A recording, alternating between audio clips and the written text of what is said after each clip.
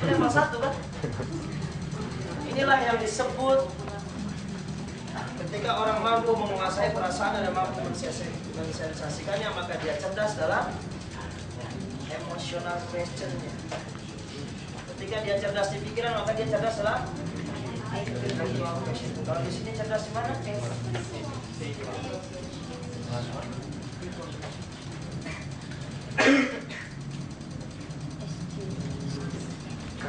Inilah yang disebut sebagai kecerdasan emosi. Inilah yang disebut sebagai kecerdasan intelektual. Inilah orang yang ketika mampu dengan pengetahuan dan keilmuannya makin mendekatkan diri kepada Tuhan, maka dia semakin tahu bahwa dia punya kecerdasan spiritual. Secara keilmuan, orang-orang sukses di dunia hanya pakai 1-20%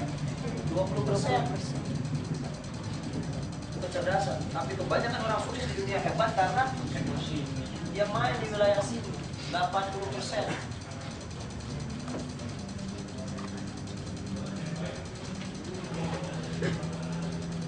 Hubungan antara kecerdasan emosi, kecerdasan pikir dan spiritual.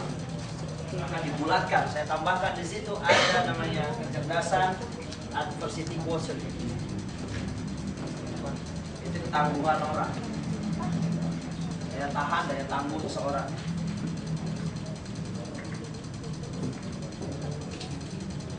Pernah dengar ceritanya climate?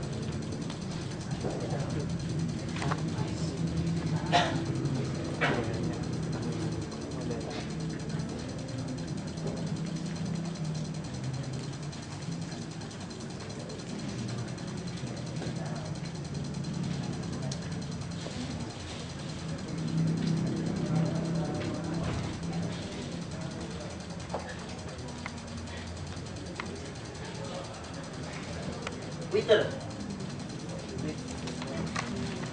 Orang yang belum mulai apa-apa udah nyerah. Nggak sanggup, tuh kayaknya nggak bisa. Dia belum nyoba untuk naik mendaki gunung aja, nggak sanggup dia kayak gue mah. Twitter. Orang yang belum memulai sesuatu tapi sudah menyerah. Orang yang selalu kalah dalam perang sebelum dia berperang. Orang yang selalu kalah ketika dia belum pernah mencoba sesuatunya, tapi dia bilang udah nggak sanggup. Hati-hati kalau kamu berada di wilayah Twitter dan kamu gak akan pernah mencoba hal-hal yang baru, gak akan pernah berani menembus dunia-dunia baru, pengalaman-pengalaman baru. Makanya sensasinya gak banyak. Pengalaman sensasinya gak banyak karena dia gak pernah mengalami masalah. Caranya kamu pengen kaya, sensasi adalah banyak ketemu masalah. Karena ketika ketemu masalah kamu hadapi, dewasa kamu tambah 1 ilmu. Banyak masalah, dewasa lagi. Makanya orang yang ketemu banyak masalahnya, banyak kerangka berpikir sensasinya. Karena kamu mau kasih tahu saya masalah yang mana, saya udah tahu. Tapi orang yang nggak pernah menghadapi masalah dan takut menghadapi masalah, lihatlah saja nanti. Itu adalah orang-orang yang akan hidupnya mengeluh, depresi tingkat tinggi, stresnya banyak. Karena nggak pernah menghadapi masalah. Padahal kita dikirim di dunia itu karena pasti diuji, udah dijamin. Jadi kalau nggak ada ujian, jadi bersyukurlah kalau kamu ketemu Nabi Muhammad, ayahnya, makanya kedewasaannya naik. Makanya anak yang bapaknya meninggal terlebih dahulu, kedewasaannya cepat naik drastis. Kenapa? Karena tanggung jawab bapaknya turun ke dia. Secara otomatis dia langsung menjadi kepala keluarganya. Istri yang suaminya meninggal, lihat ketangguhannya. Jadi orang yang diberikan masalah itu diberikan kesempatan untuk naik tingkat level. Ujian itu tingkatan. Kalau pengen punya banyak sensasi, banyaklah ketemu masalah.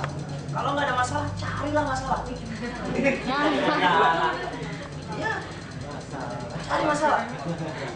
Sekarang gini, kalau kamu nggak kerjain makalah kamu sekarang, masalah nggak besok kamu? Kalau itu waktunya seminggu, kamu kerjain sekarang, kamu ngejar masalah, kamu hadapi masalahnya lebih cepat.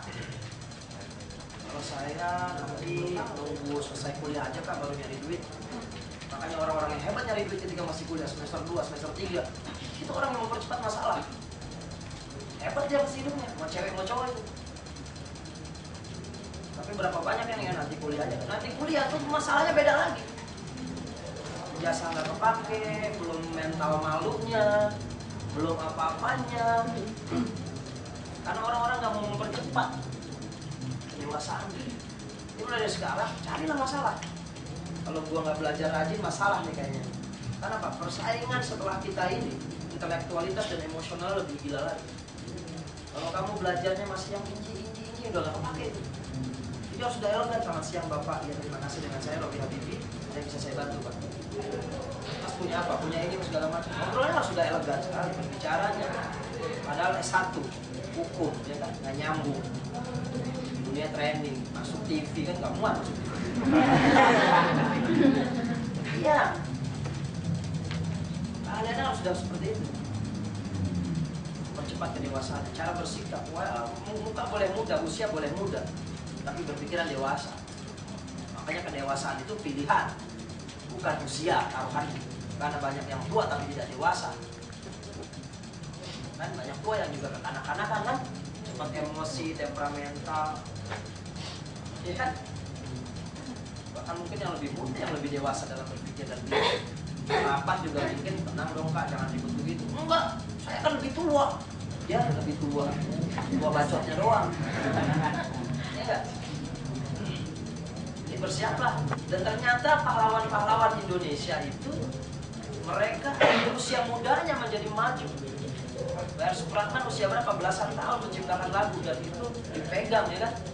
Tokoh-tokoh Jenderal Sudirman, belasan semua. Belum nyampe di angka 20 sejarahnya. Kita sekarang 17, 18, 19, 20 lagi ngapain? 21 lagi labil, 22 galau. 23, waduh, hilang jati diri gitu kan. Makanya nyari jati dirinya di orang lain kan. Di film, SpongeBob gitu. Jangan ada yang usia gede kayak gini, gaya ngomongnya kayak kartun. Sikapnya yang masih gini-gini, ya Pak. Itu kenapa? Data SD kan? Data TK dia pakai di kuliah. Yang malu-malu itu kan? Atau yang terlalu pede, lebay gitu kan? Data mana yang dia pakai kan? Kan anak kecil juga ada yang gila sakit kan gitu, yang main cari perhatian, temennya dijailin apa segala macam, itu kan kecil ada. Ketika TK ya kan? Jadi macam-macam tuh karakter TK yang masih ke bawah gede.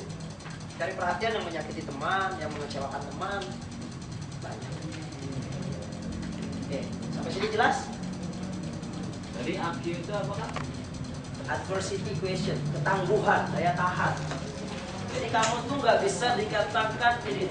Kalau di semi militer itu ada latihan ketahanan fisik, benar-benar diuji fisiknya sampai tingkat batas habisnya. Di bela diri itu ada daya tahan fisiknya. Ya enggak? Makanya Nabi mengajarkan, ajarkanlah anak-anak bagaimana mengendarai kuda, bergula. Jadi itu nggak dibilang hanya khusus untuk cowok. Enggak. Makanya waktu ketemu, saya di kampus ini juga ngajar bela diri di Fakultas Syariah di depannya, di tiap Senin sama Rabu. Saya bilang kalau ada anak cewek yang dilarang sama orang tuanya, bagus, orang tuamu peduli tentang kesehatanmu. Tapi bagaimana caranya berkomunikasi supaya kamu diizinkan latihan kan? Pakailah teknik yes question. Yeah. Apa itu? Pertanyaan yang jawabannya pasti selalu iya. Nomor 1, Mama sayang sama Dede enggak? Sayang. Mama mau anaknya pintar enggak? Mau dong, anak Mama harus pintar. Mama mau enggak anak Mama tangguh dan dewasa? Mau Mama. Keempat, Mama saya mau belajar bela diri. Oh dia bisa. Oh dia bisa. Nah, mungkin tiga-tiganya depannya udah yes. Tapi kan kamu nanti, loh tadi katanya Mama mau aku dewasa, mandiri. Lagi zaman sekarang cewek jalan sendirian mah. Kalau nggak punya basic work tahu mah. Iya, itu saya ajarin. Karena dari SMP saya sudah ketemu yang kayak begitu. Kalau di pondok tuh punya adik angkat kan?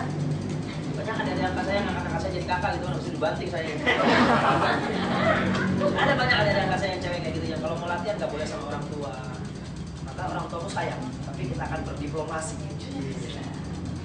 Saya ajarin berdiplomasi dengan orang tuanya, sehingga termasuk bagaimana mengorek duit orang tua. Itu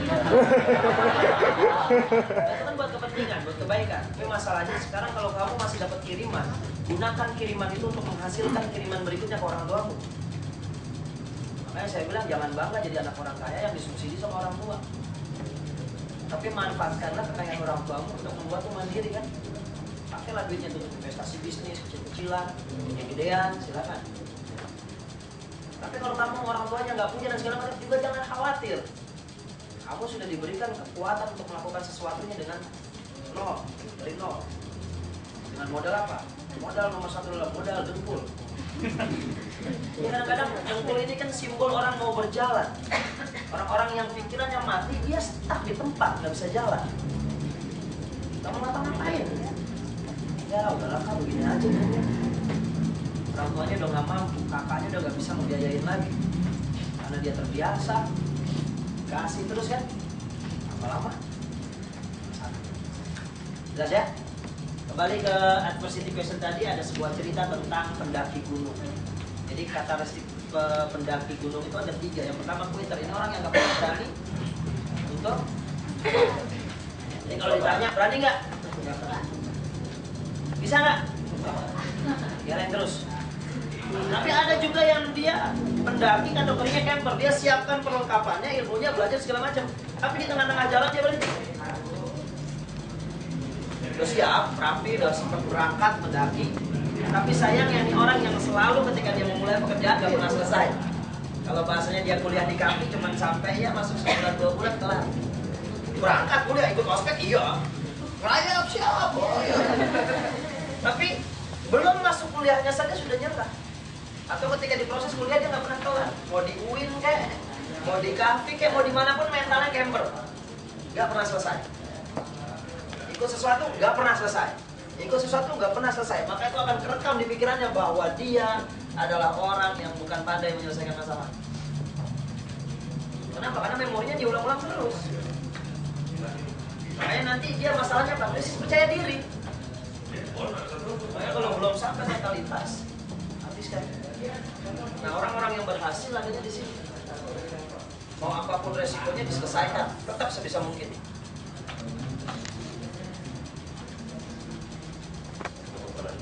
Jadi tengok, karena lagi paduan suara. Jelas? Ada pertanyaan? Pucuk kayak apa tahu ya? Ya, silakan. Saya mau tahu dari yang tadi lagi Kak. Yang mana? Masalah perasaan sama pikiran.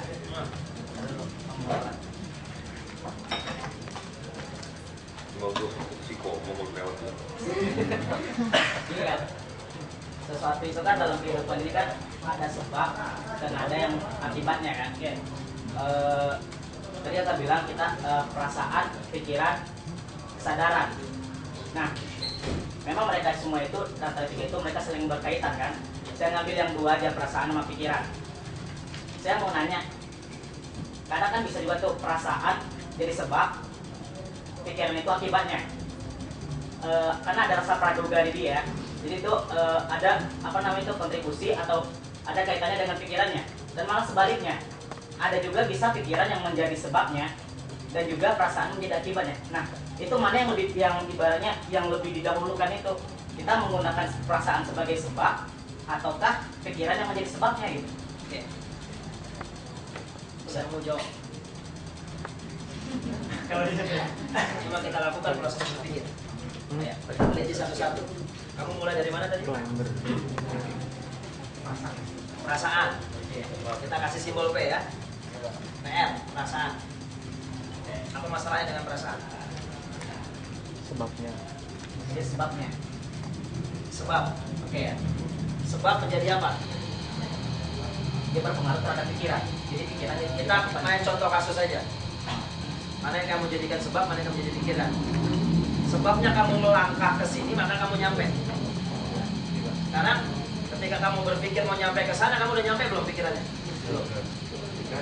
Pikirannya sudah nyampe, tapi tindakan kamu sudah nyampe belum? Belum. Nah, sekarang mana itu yang di wilayah perasaan, mana pikiran? Ada orang yang ketika dia mau melakukan sesuatu tadi, kita banyak melihat wajah orang perasaannya nggak suka sama kita. Perasaan kan? Tapi benar nggak kita cek? Kamu kenapa sih kok ngelihat saya begitu? Ketika kita cross check, enggak, emang aku begini biasa aja kok. Dari sononya. Berarti kita main perasaan. Dan efeknya adalah Tapi sering sekali perasaan kita dan pikiran kita tuh menarik orang di luar kita. Makanya dia butuh di sini. Niat baik itu tidak cukup hanya dengan niat baik, tapi harus dengan cara yang lihat orang beramal nih baik, tapi caranya. Sekarang kalau kita larikan, mana yang menjadi sebab, mana yang jadi akibat? Tergantung kamu mulai dari mana. Karena ini semuanya perasaan dan pikiran adanya di dalam. Yang tercermin adalah tindakannya. Hati, pikiran, dan tindakannya. Hati dengan pikiran nggak kelihatan.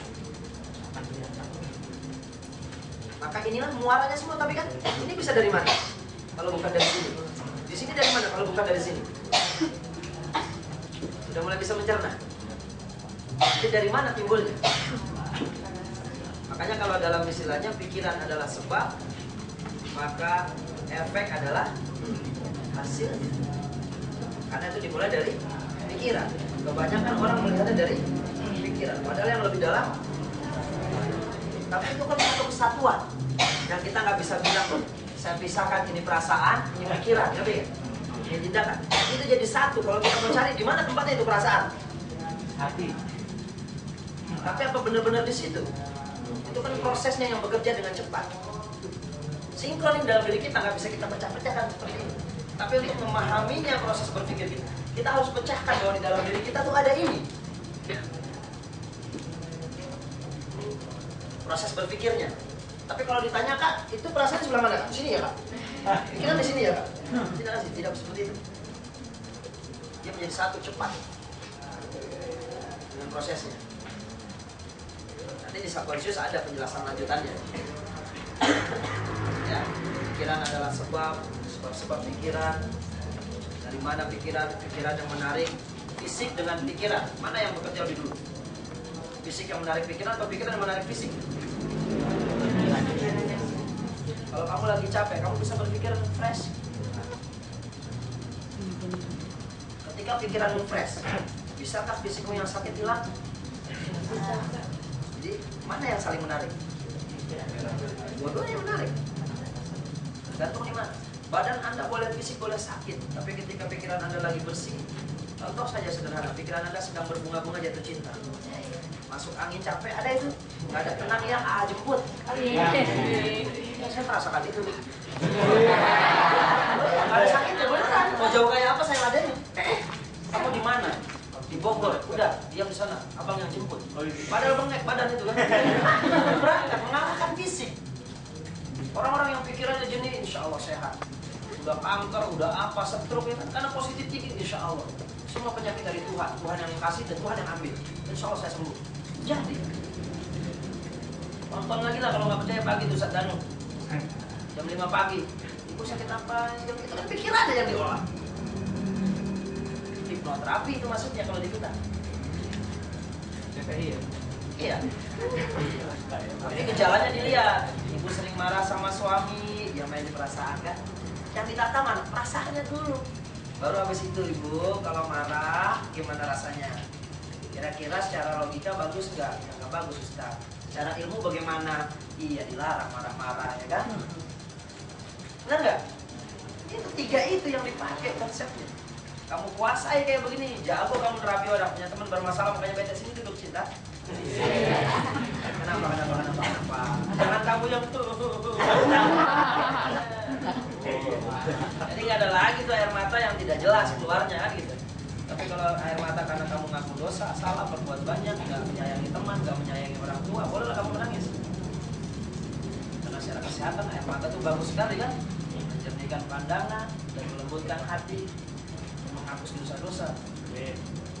Jangan nangisin cowok yang nggak jelas. Bagi cewek yang nggak jelas juga sama kita juga. Kirain itu masih banyak.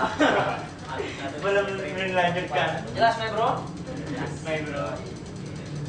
Yang belakang, yang belum nih kayaknya. Ya. Kak, ini berbicara tentang sensasi, apakah sama pengertiannya dengan kreasi atau inovasi yang saya tahu memiliki tujuan yang sama, yaitu membuat perubahan ke arah yang lebih positif. Jika ada perbedaannya itu di mana? Sekarang begini, coba kamu pahami dulu apa itu kreasi, apa itu inovasi. Jadi kadang-kadang banyak hal yang kita bicarakan tapi kita sendiri belum tahu menggali artinya apa. Kreasi apa sih? Kreativitas itu apa sih? Hasil buah karya, tindakan.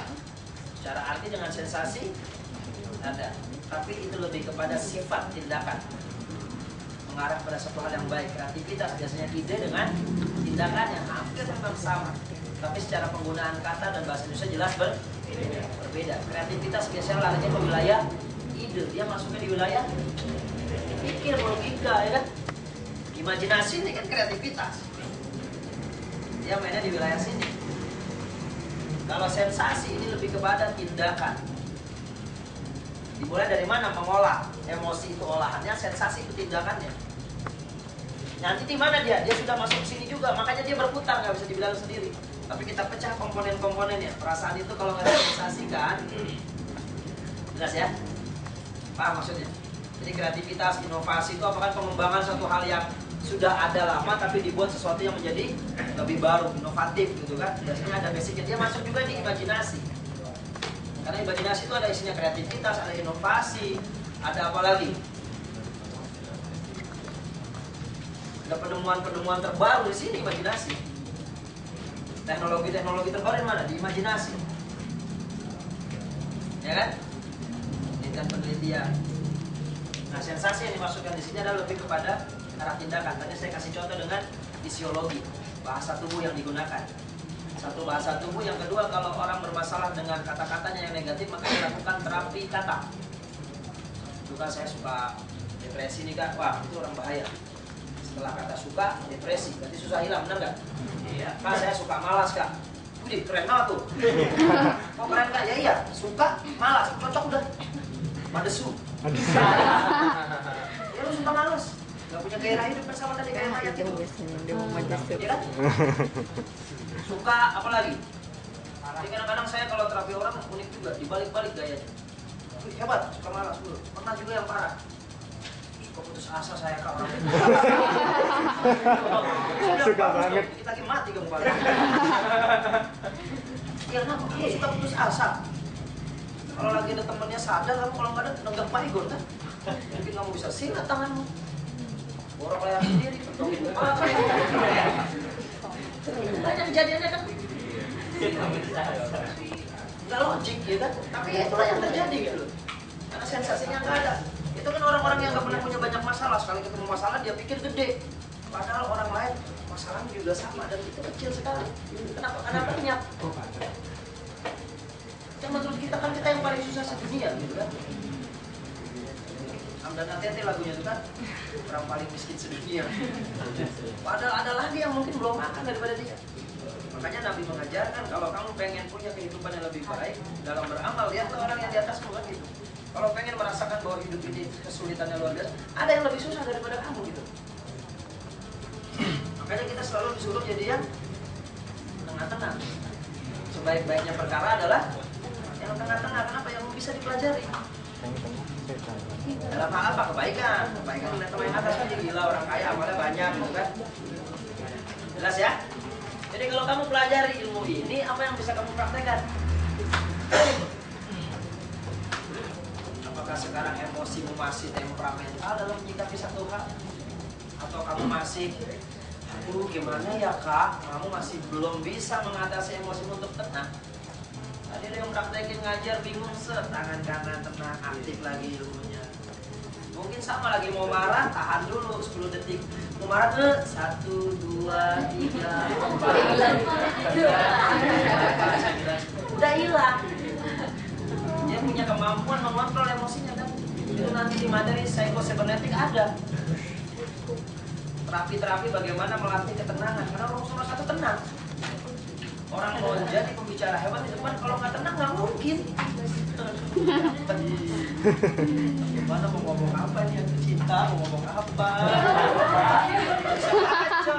Oh banyak kalau ketemu di panggung kayak gitu, saya ketemu banci-banci yang mau ngisi acara.